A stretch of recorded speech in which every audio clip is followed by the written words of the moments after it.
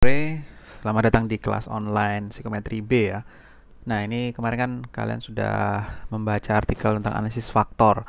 Kemudian juga sudah membahas jurnal. Nah, saya ingin tahu seberapa jauh pemahaman kalian dengan pertanyaan-pertanyaan yang sudah kalian tuliskan di sini.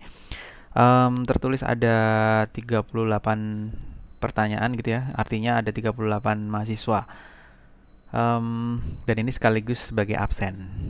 Ya, saya akan jawab beberapa pertanyaan, kalaupun ada yang mirip nanti akan sudah terjawab gitu ya di pernyataan yang sebelumnya atau di jawaban yang sebelumnya. Ini dari Kin Cherry menanyakan di slide yang ke-6 kalimat item. Saya akan buka slide saya yang ke-6. Oke. Ada kalimat item tersebut merupakan operasionalisasi dari teori dan indikator mengenai layanan kualitas layanan. Maksud dari operasionalisasi itu bagaimana, Pak? Maksudnya adalah di dalam sebuah penelitian itu kan ada definisi teoritik dan definisi operasional.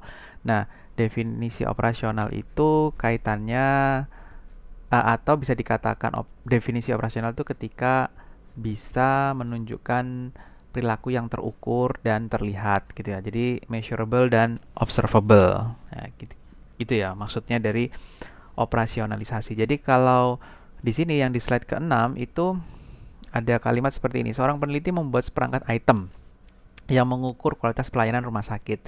Nah, item tersebut merupakan operasionalisasi dari teori. Nah, jadi kan ada teori tentang kualitas pelayanan. Nah, definisinya itu belum mencakup definisi operasional gitu kan. Biasanya definisi itu awalnya adalah definisi teoritik. Nah, kemudian supaya bisa diukur, maka definisi teoritik tadi itu diubah menjadi definisi operasional. Misalnya definisi teoritik tentang pelayanan rumah sakit, misalnya pelayanan tentang bagaimana perawat melayani pasien gitu. Nah, itu kan harus dioperasionalisasikan. Misalnya menyapa dengan ramah. Nah, menyapa dengan ramah ini kan bisa diukur gitu kan ya, bisa terlihat juga gitu. Kira-kira kayak gitu. Kemudian dari Raras ingin bertanya, apakah daya analisis faktor suatu alat ukur masih sama apabila ditujukan ya ini ya ke dalam kelompok yang berbeda dan waktu yang berbeda, dan mengapa?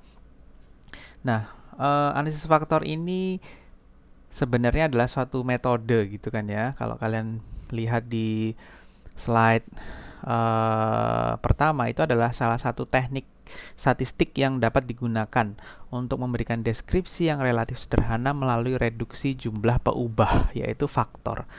Jadi ketika kita meneliti itu mungkin ada beberapa faktor-faktor yang sama, sehingga kalau faktor-faktor yang sama itu dibiarkan, maka item akan menjadi terlalu banyak misalnya gitu, atau kita mengkategorikan suatu variabel atau suatu perilaku itu terlalu banyak, sehingga itu perlu direduksi. Nah ya, direduksi. Contoh paling mudah adalah survei tentang yang jurnal saya share tuh ya. Apa saja sih pertimbangan orang itu dalam membeli mobil misalnya kayak gitu. Nah, pertimbangannya akan banyak gitu kan ya. Bisa fasilitasnya, bisa Oke, pause dulu.